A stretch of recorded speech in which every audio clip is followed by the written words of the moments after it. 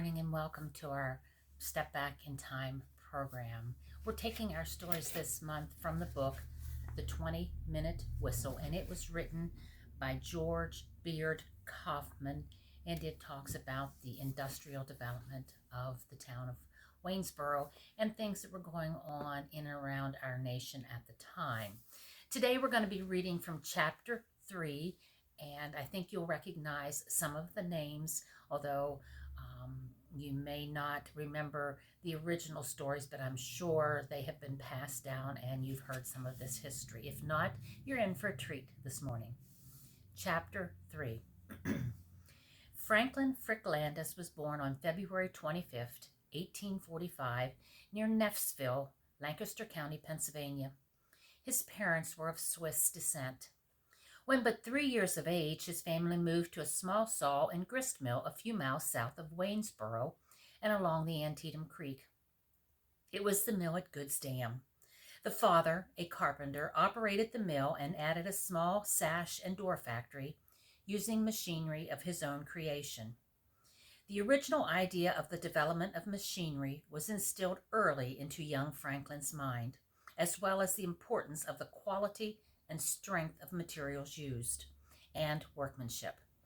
He watched his father test the window sashes by supporting each end on a carpenter's trestle and standing on the middle. Abram B. Landis, a brother involved in this story, was born here on April 11th, 1854, the sixth of 7 children. The father, Benjamin, died November 1855 at the age of 33 years of typhoid fever. The doctor had instructed Mrs. Landis to avoid giving her husband water, which he asked for many times before his death.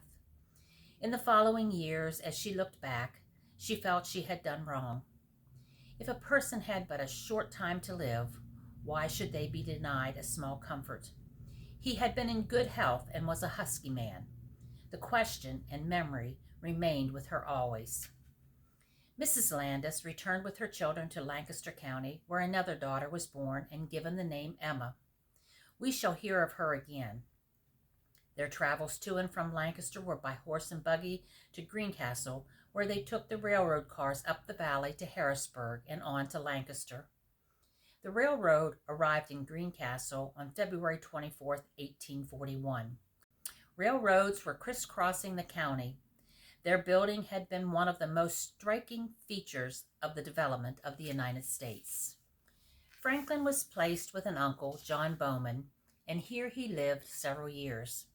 He attended common schools in the winter months.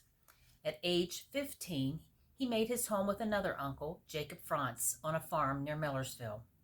It gave him the opportunity to attend Millersville State Normal School to complete his schooling. At age 17, he started on the machinist trade at a shop owned by Jacob A. Snyder of Mount Joy. Here he was able to follow his mechanical interests rather than proceed along the agricultural lines.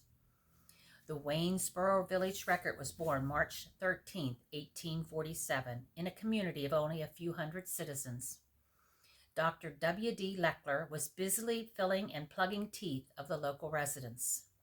J. Bender and E. K. Durnball announced to the citizens of Waynesboro that they have commenced cabinet and chair-making businesses at the shop formerly occupied by Henry G. Fahnestock.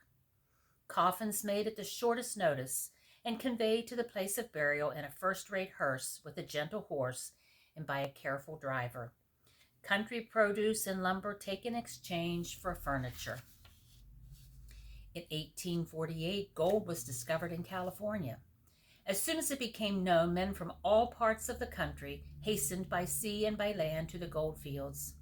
Some went by ship around Cape Horn, a voyage of 3 or 4 months. The overland route was the hardest journey of all. The travelers could go only in wagons or on horseback. They were exposed to hostile Indians and wild animals. They suffered much from fatigue, hunger, and thirst. Long afterward, their path could be traced by abandoned wagons and by the whitened bones of horses and cattle which fell by the way, and even by the bones of men who had traveled themselves. On December 9th, 1849, George Frick married Frederica Openlander. Soon George was back at Quincy working on his first steam engine. A tea kettle singing on the stove had given him an idea. It was in the fall of 1850. He was but 24 years of age, and it is not known that he had ever seen such an engine. He made his drawings, and from them his own castings, boring his cylinder by his own devices, and he used a hammer and chisel often. When he had his engine ready for operation, he fired up the boiler on the floor below and gently opened the valve, permitting steam to enter the engine. He went up the steps carefully and peeped at the engine, which was turning over nicely. Looking back, it was a powerful accomplishment. January 13th, 1851. It has been resolved to get a savings institution in Waynesboro, which would be beneficial to every class of citizens and to the businessmen especially. And we're going to stop there today in our reading from the 20-minute whistle. Join us again next week. We'll take one last reading from the book, and then it will be here at the library if you would like to come in and take a look at it and read some more. Until then, keep researching about Waynesboro and your history. Have a wonderful week.